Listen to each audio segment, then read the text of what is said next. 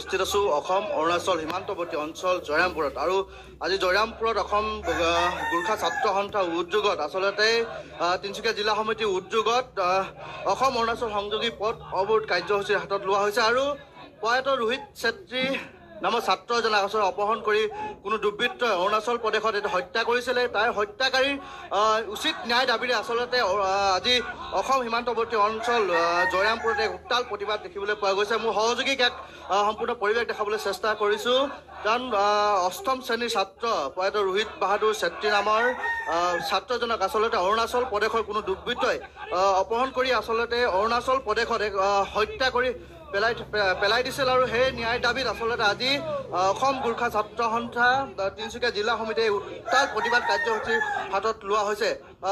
মোৰ সৈতে আচলতে গোৰ্খা ছাত্ৰ সন্থাৰ বিষয়ববীয়া আছে, মই তেওঁৰ লগত কথা পাতিবলৈ। কি ক'বা? ইতিমধ্যে আপোনালোকে গম পাইছে, যোৱা 22 জুলাইৰ ঘটনা। ৰোহিত বাহাদুৰ চেত্ৰী বুলি এটা ফুল কোমলীয়া ল'ৰা এটাক স্কুলৰ পৰা আহি থাকোঁতে দুষ্কৃতিকাৰীসকলে দুজন ব্যক্তিয়ে অপহৰণ কৰি হত্যা কৰিলে। তাৰ পাছত আমি অৰুণাচল দিগাৰুত গৈ আমি গোৰ্খা ছাত্ৰ সন্থাই সকলো দল সংগঠনে গৈ অৰুণাচলত দিগাৰুত আমি প্ৰতিবাদ কাৰ্যসূচী আমি হাতত লৈছিলোঁ। সেই সময়ত আমি মেমৰেণ্ডিয়াম নিবেদন জনাইছিলোঁ যে এই দুই ফুলকমলীয়া শিশুটিক হত্যা কৰি পেলালে। সেই দুই ব্যক্তিৰ বিৰুদ্ধে আমি ফাষ্ট ট্ৰেক আদালতত আনি ফাঁচি দিব লাগিব বুলি আমি মাং কৰিছিলোঁ। আমি তাৰপিছত আকৌ আমি দ্বিতীয় আমি জনাইছিলোঁ, তেখেতসকলক প্ৰশাসনক জনাইছিলোঁ যে 50 লাখ টকাৰ এটা ক্ষতিপূৰণ ৰোহিত বাহাদুৰ চেত্ৰীৰ পৰিয়ালে পাব লাগে বুলি। এই দুটা আমাৰ মাং আছিল।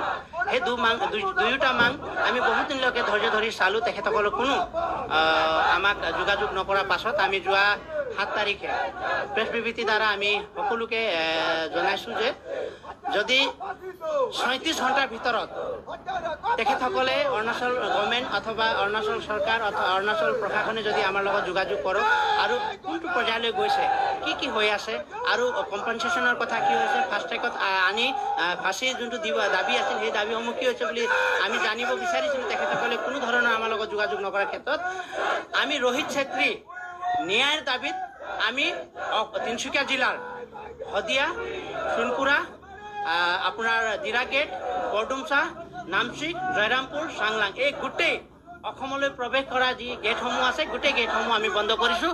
আৰু যেতিয়ালৈকে ৰোহিত ভাইয়ে ন্যায় নাপায় তেতিয়ালৈকে আমাৰ এই সংগ্ৰামটো চলি থাকিব, আমাৰ এই প্ৰতিবাদী কাৰ্যসূচী চলি থাকিব। হয়, নিশ্চয়কৈ অসম অৰুণাচল সীমান্তৱৰ্তী অঞ্চলত এনেদৰে আচলতে প্ৰতিবাদ কৰি থকা হৈছে। আৰু যি ছাত্ৰজনৰ ন্যায় দাবী আচলতে হত্যাকাৰীক ফাঁচী আৰু উচিত ক্ষতিপূৰণৰ দাবীৰে আজি অসম অৰুণাচল সীমান্তৱৰ্তী অঞ্চল এনেদৰে প্ৰতিবাদ কাৰ্যসূচী লোৱা হৈছে। মোৰ সৈতে আৰু এজন বিষয়ববীয়া আছে, মই তেওঁলোকক জানিব বিচাৰিম। হয়তো কি ক'ব? চাওক, যি হত্যাকাণ্ড ৰোহিত চেত্ৰীৰ হত্যাকাণ্ড, আমি যোনদিনা আমি ধৰ্ণা কাৰ্যসূচী হাতত লৈছিলোঁ দিৰা গেটৰ পৰা অৰুণাচললৈ, কিন্তু সেইদিনা আমি চৰকাৰক এটা আল্টিমেট দিছিলোঁ, যি আল্টিমেটত অৰুণাচল চৰকাৰ অথবা অসম চৰকাৰে কোনো এটা আমাৰ ৰোহিত চেত্ৰীৰ বাবে ন্যায়ৰ বাবে কোনো এটা আগ নবঢ়ালে। আৰু 6 আগষ্টৰ দিনা আমি অধক্ষণ গোৰ্খা ছাত্ৰ সন্থা তিনিচুকীয়া জিলা সমিতি আৰু all Arunachal Gorkha welfare society হৈ আমি এটা আল্টিমেট এটা দিছিলোঁ 34 ঘণ্টা 36 আৱাৰ্ছৰ, কিন্তু তেওঁলোকে এতিয়াও মন কাণ দিয়া নাই। বাৰে আমি অধক্ষণ গোৰ্খা ছাত্ৰ সন্থাক তেওঁলোকে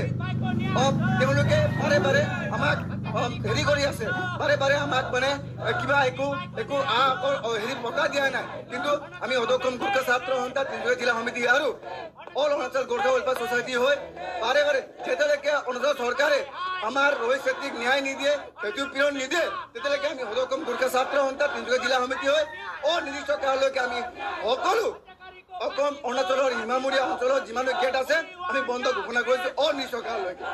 নিশ্চয়কৈ ক'ব লাগিব যে হত্যাকাৰীক ফাঁচী আৰু যেতিয়ালৈকে মৃত ছাত্ৰজনৰ ক্ষতিপূৰণ নিদিয়ে তেতিয়ালৈকে আচলতে এনেদৰে প্ৰতিবাদ কাৰ্যসূচী চলাই যাম বুলি হুংকাৰ প্ৰদান কৰিছে অসম গোৰ্খা ছাত্ৰ সন্থাই। और ধন্যবাদ জনাইছো এইদৰে পৰিৱেশ দেখুৱালে অসম অৰুণাচল সীমান্তৰ পৰিৱেশ দেখুৱালে তীব্ৰ উত্তেজনা এতিয়া বিৰাজ কৰিছে এজন ছাত্ৰৰ কৰুণ মৃত্যুক যি এগৰাকী ছাত্ৰক হত্যা কৰিছিল অপহৰণকাৰীয়ে সেই ঘটনাৰ বিৰুদ্ধে আজি এইদৰে ৰাইজ ওলাই আহিছে প্ৰতিবাদ সাব্যস্ত কৰিছে আৰু দোষী যাতে শীঘ্ৰেই শাস্তি পায় ফাৰ্ষ্টলৈক আদালতত যাতে ইয়াৰ বিচাৰ চলে তাৰেই তেওঁলোকে দাবী জনাইছে